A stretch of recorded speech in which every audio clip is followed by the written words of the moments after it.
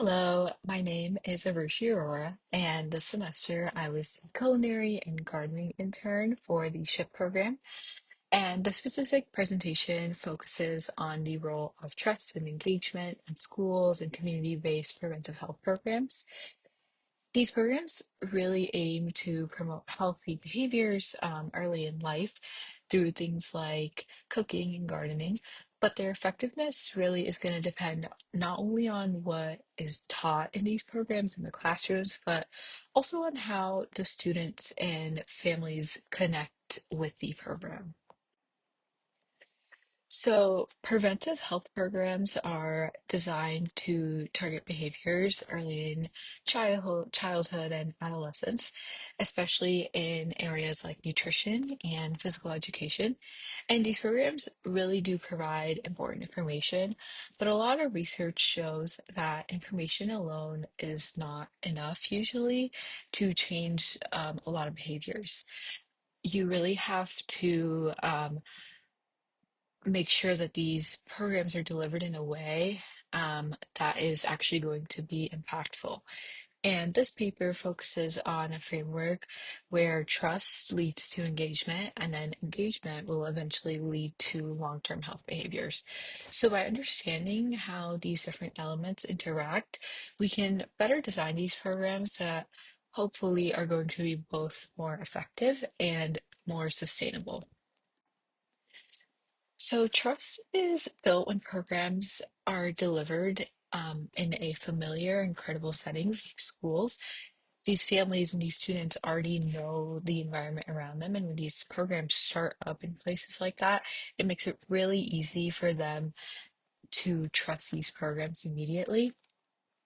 Secondly, family involvement and culturally responsive approaches are also going to strengthen trust by making these programs more relevant to the people that they're serving rather than just a generic population. And when trust is established, these families are more likely to participate, which is very essential for the program success. Next is engagement. And engagement specifically refers to active participation in programs, and it's the strongest when the learning is interactive rather than passive. And passive learning can be listening to a lecture or handing out a pamphlet. But when you do specific hands-on activities like cooking and gardening, it really allows the students to apply what they're learning, and it often helps make things a lot more meaningful for them. And again, family involvement and accessibility is also going to help sustain engagement just beyond the classroom. And lastly, long-term health behavior changes really develop over time through multiple exposures and reinforcements of similar topics. Early health education builds a really strong foundation, but when you have that continued engagement and support from family and environment, those are the things that are really going to allow all the behaviors that are built and making sure that they last. So, talking a little bit more about my specific experience in the internship, I was honestly really able to see all these concepts in practice. During cooking lessons, I saw how students who were actively participating in preparing the food were just so much more willing to try the foods. I remember we did a cooking day with the International Club at Lafayette High School, and that's the picture on the bottom left. And one of the students showed like such a sense of pride in what he had made, and he was going around to all of his friends being like, hey, like I made this, like you guys really need to try it. And this really shows how hands-on involvement is going to increase both confidence and again willingness to engage with a lot of different types of foods. I was also able to see similar patterns in garden programs. These students were so excited to plant and harvest and to even eat the food that they had grown themselves. And that is the picture on the bottom right. That was at Stonehouse Elementary at their after school garden club, and we made a fried rice recipe. And everything that went in the recipe was something that the students had planted in the beginning of their club. And on the day of, we were able to harvest, clean, and cook with the exact same vegetables.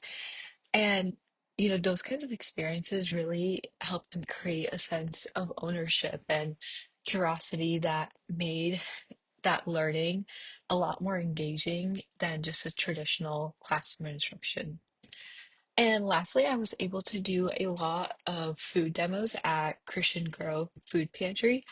We would often go in and make recipes based on ingredients that were only found in the pantry.